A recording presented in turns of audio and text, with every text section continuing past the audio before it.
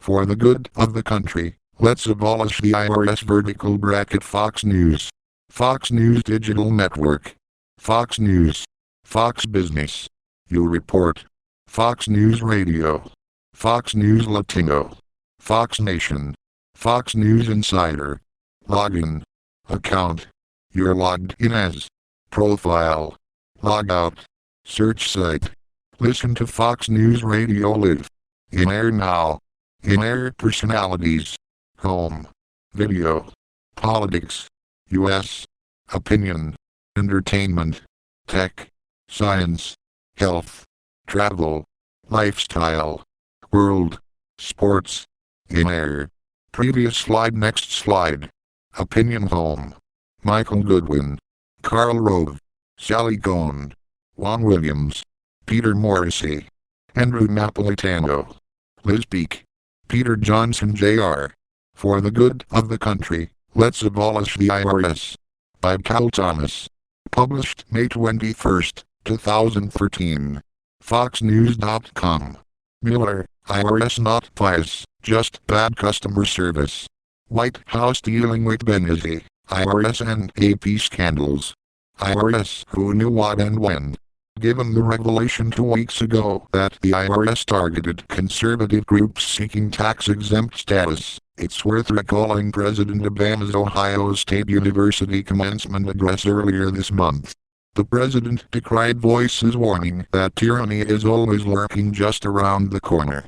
It's no longer lurking. It's here.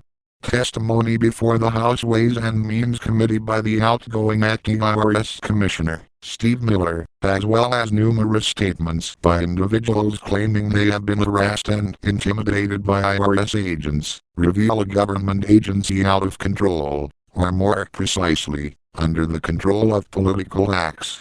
It's doubtful this was a freelance operation. J. Russell George, the Treasury Inspector General for Tax Administration, testified he knew as early as June 2012 that the IRS was targeting conservatives, but did nothing to stop it during the presidential campaign. Who else knew? The delay in tax exemption approval prevented some conservative groups from donating money to the Romney campaign or to groups supporting his candidacy. The IRS even asked one Tea Party group in Richmond to identify all of their financial donors and volunteers. There is a simple way to restrain the IRS so this type of intrusion doesn't happen again. Get rid of it. That's what Steve Forbes proposed in his run for president in 1996 and 2000. So did former presidential candidate Representative Ron Paul, R. Texas. Forbes proposed a flat tax of 17% and a simple tax code. Individuals could file their tax returns in a postcard. In the late 1800s, when Congress first attempted to impose an income tax, the notion of taxing a citizen's hard work was considered radical, Paul wrote in 2001. Public outcry ensued. More importantly, the Supreme Court ruled the income tax unconstitutional. Only with passage of the 16th Amendment did Congress gain the ability to tax the productive endeavors of its citizens. And tax it did. And waste it did. Paul contends the income tax amounts to only about 1/3 of federal revenue. I'm willing to wager that, if non-essential government agencies and programs were eliminated and those remaining were reformed, or privatized, the savings would more than make up for the revenue loss. Congressional Democrats, and some Republicans, will be reluctant to propose such a radical solution, because too many focus on revenue and not enough in misspending and dysfunctional agencies and programs.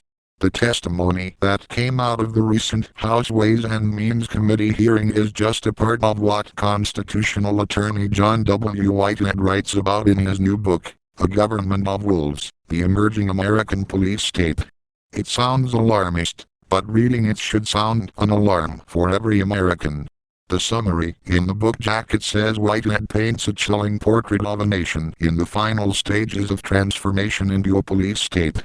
Examples include the growing number of surveillance cameras, drug-sniffing dogs, SWAT raids, roadside strip searches, blood draws at 2 checkpoints, drones, GPS tracking devices,